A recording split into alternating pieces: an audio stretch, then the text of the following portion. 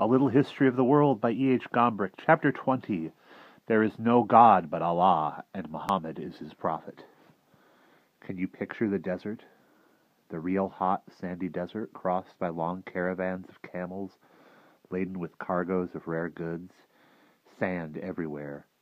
Just occasionally you see one or two palm trees in the skyline. When you get there, you find an oasis consisting of a spring with a trickle of greenish water. Then the caravan moves on. Eventually you come to a bigger oasis, where there is a whole town of white cube-shaped houses inhabited by white-clothed, brown-skinned men with black hair and piercing dark eyes. You can tell that these men are warriors. On their wonderfully swift horses they gallop across the desert, robbing caravans and fighting each other, oasis against oasis, town against town, tribe against tribe.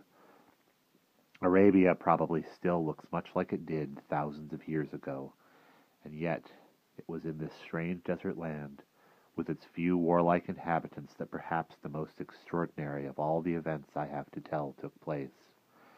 It happened like this.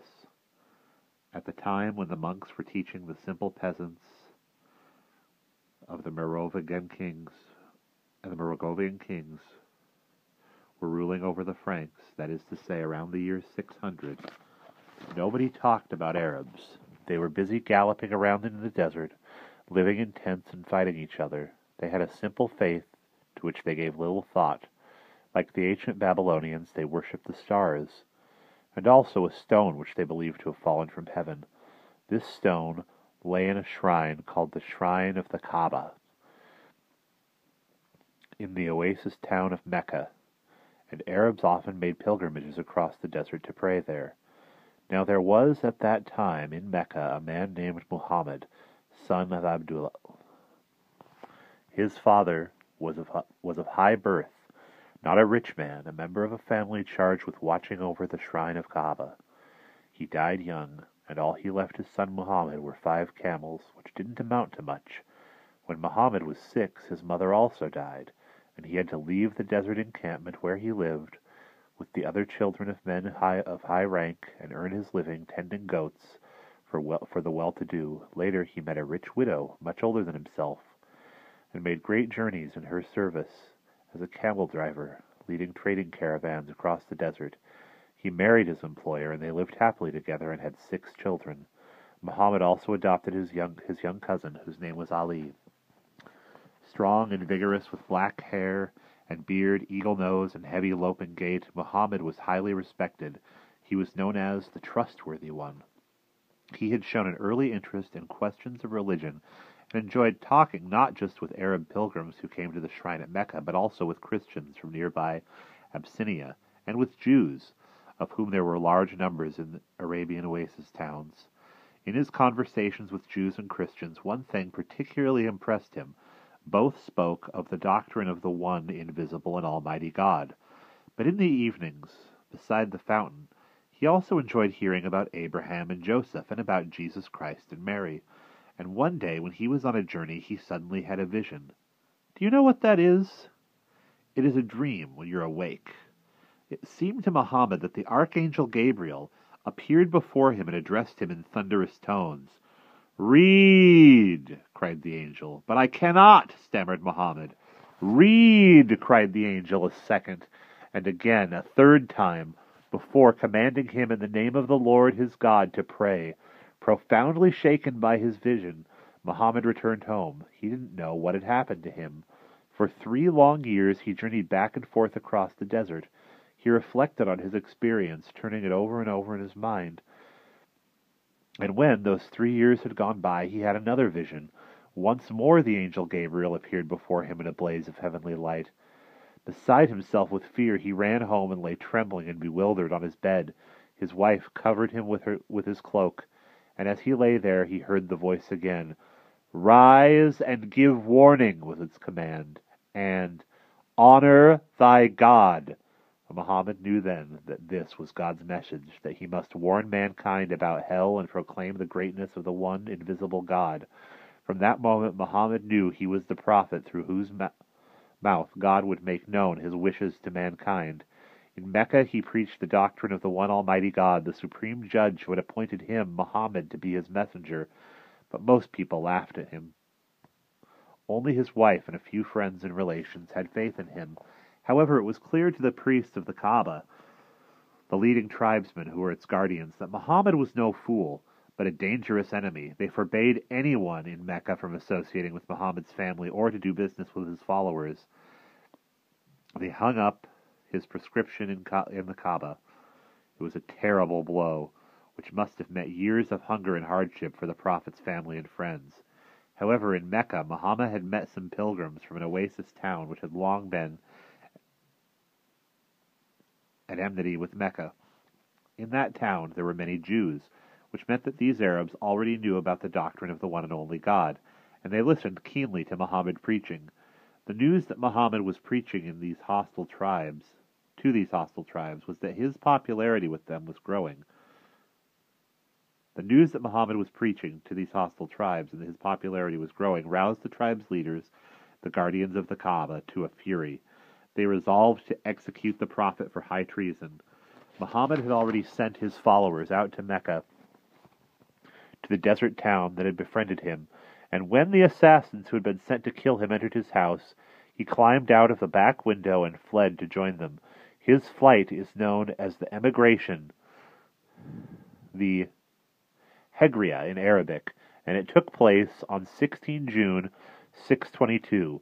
Muhammad's followers have counted the years from that date, just as the Greeks did after the Olympiads, the Romans after the founding of Rome, and the Christians after the birth of Christ. In this town that would later be named Medina, the city of the Prophet, Muhammad was given a warm welcome. Everybody ran out to meet him and offered him hospitality. Not wishing to offend anybody, Muhammad said he would stay wherever his camel chose to go, which he did. In Medina, Muhammad now set about instructions to his followers, who listened to him attentively. He explained to them how God had revealed himself to Abraham and to Moses, and how, through the mouth of Christ, he had preached to mankind, and how he had now chosen Muhammad to be his prophet. He taught them that they should fear nothing, and no one but God, or Allah in Arabic,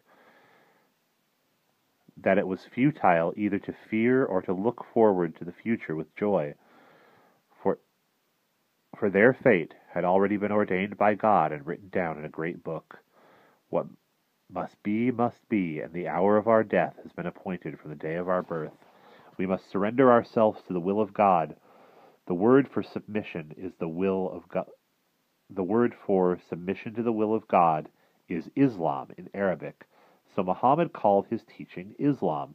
He told his followers that they must fight for this teaching and be victorious, and that to kill an unbeliever who refuses to recognize him as a prophet is no sin, that a brave warrior who dies fighting for his faith, for Allah and the Prophet, goes straight to heaven, while infidels, unbelievers and cowards go to hell. In his preaching, Muhammad told his followers of his visions and revelations. These were later written down and are now known as the Quran, and gave them a most wonderful description of paradise. On plump cushions the faithful lie, facing one another. Immortal youths go round amongst them, bearing goblets and ewers filled with a pure liquor, and no one who drinks of it has a headache or is made drunk. All fruits are there, and the flesh of all fowls, as much as they desire, and doe-eyed maidens as beautiful as the hidden pearl, under thorn-free lotus trees and banana trees laden with fruit and ample shade, and by running streams the blessed take their ease. The fruit hangs low for them to pluck, and silver goblets are ever made to go round about them. Upon them are garments of fine green silk and brocade adorned with silver clasps. You can imagine the effect of this promise of paradise on poor tribespeople living in the scouring desert heat, and how willingly they would fight and die to be admitted. And so the inhabitants of Medina attacked Mecca to avenge their prophet and loot caravans. At first they triumphed and carried off rich spoils. Then they lost it all again. The people of Mecca advanced on Medina, intending to lay siege to the town, but after only 10 days they were forced to withdraw. The day came when Muhammad, accompanied by 1,500 armed men, made a pilgrimage to Mecca. The people of Mecca, who had only known Muhammad when he was poor and derided, now recognized him as a mighty prophet.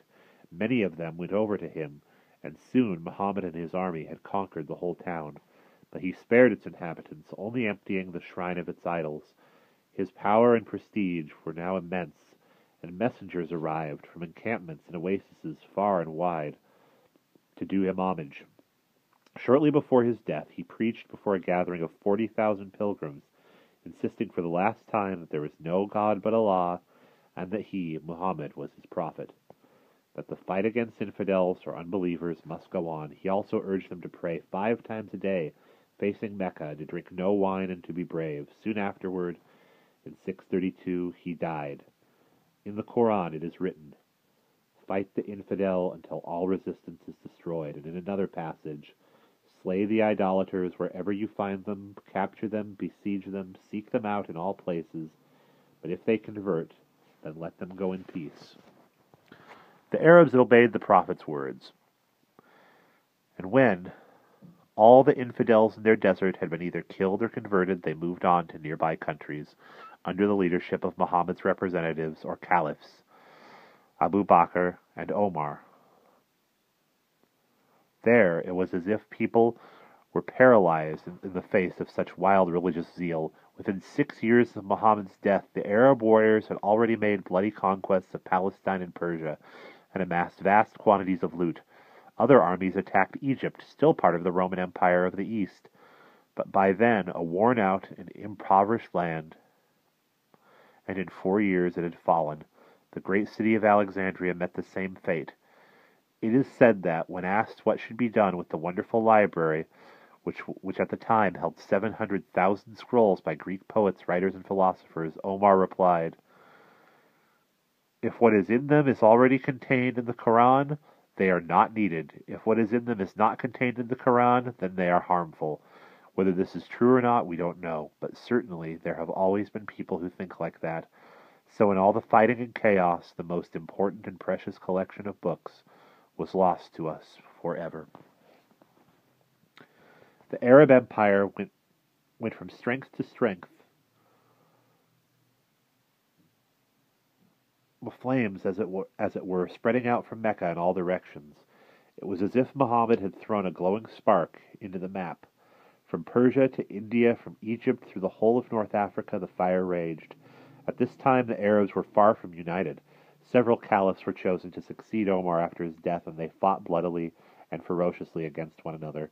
From around the year 670, Arab armies made repeated attempts to conquer Constantinople, the ancient capital of the Roman Empire of the East, but the inhabitants put up a heroic defense, withstanding one siege for 7 long years, until the enemy finally withdrew. The Arabs had to content themselves with the islands of Cyprus and Sicily, which they attacked by way of Africa. But they didn't stop there. Returning to Africa, they crossed over into Spain, where, as you may remember, the Visigoths had held sway since the time of the migrations. In a battle that lasted 7 days, General Tariq was victorious. Now Spain, too, was under Arab rule. From there, they reached the kingdom of the Franks, ruled by the... I cannot pronounce this name, sorry. Ruled by the Merovingians, where they were confronted by bands of Christian German peasant warriors. The leader of the Franks was Charles Martel, which means Charles the Hammer, because he was so good at knocking people down in battle, and he actually succeeded in defeating the Arabs. In 732, exactly 100 years after the Prophet's death, if Charles Martel had lost those battles at Tours and Poitiers in the southern kingdom of the Franks, the Arabs would surely have conquered what is now France and Germany and destroyed the monasteries, in which case we might all be Muslims, like so many of the peoples of the world today. And we will pause there.